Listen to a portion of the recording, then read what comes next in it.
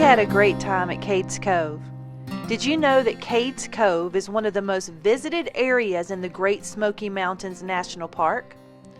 We found historic cabins and churches, we saw a grist mill and a cantilever barn, and we were very lucky to find a wide variety of animals. So let's talk about those first.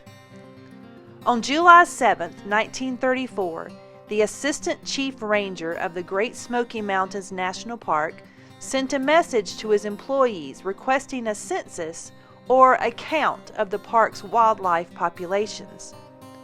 According to the 1934 Wildlife Report, this park contained approximately 100 black bears. The number of white-tailed deer was estimated at only 18.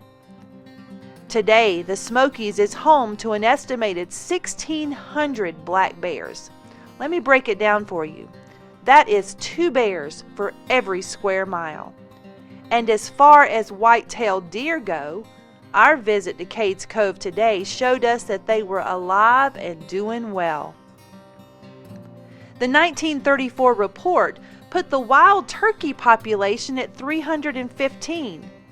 Today, turkeys are a common sight in the Smokies. We found quite a few hanging around in the fields and playing at a local campground. We also saw some amazing great blue heron in the rivers and streams throughout the park. They looked hungry, but we didn't see them find their lunch. Maybe next time.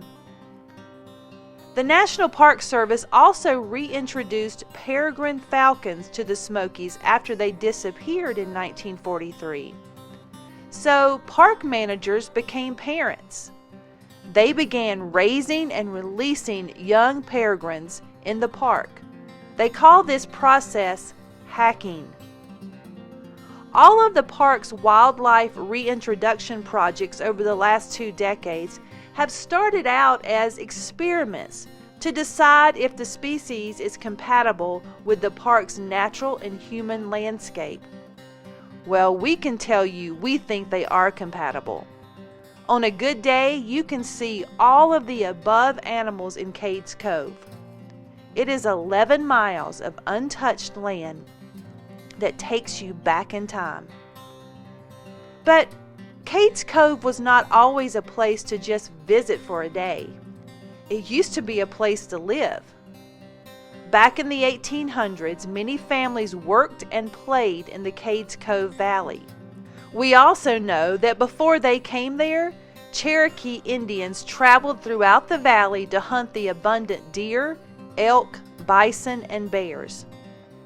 So these settlers arrived in the cove in the early 1820s. They immediately began building houses and barns and clearing the land because they had to eat, so they wanted to farm. The land was great for crops, especially corn.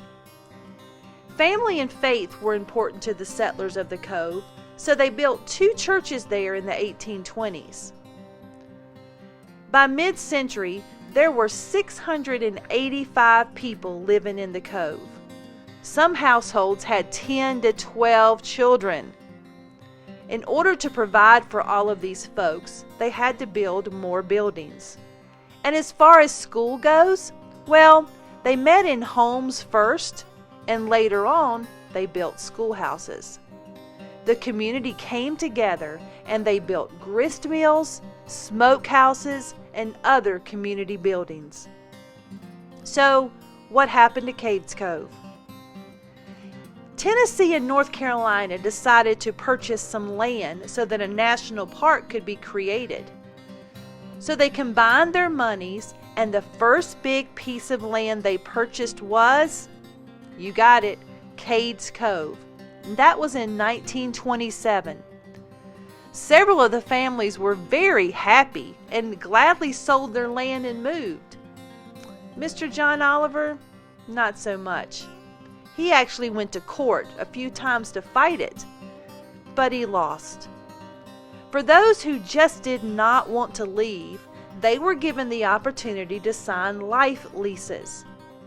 This basically meant that they could live on the land for the rest of their lives. These people didn't get as much money as the ones that left, and they also had to follow some rules that the National Park Service set up. They had restrictions on logging, trapping, and hunting.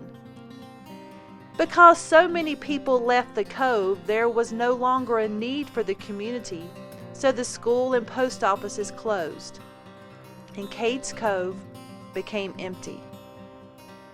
Today, the National Park manages and maintains Cades Cove just like it looked in the days of the early settlers. And back in 1945, the National Park Service designated Cades Cove as a historical area. They restored several of the older log cabins and barns. And today, you can spend a full day or just a few hours checking out Cades Cove now and then.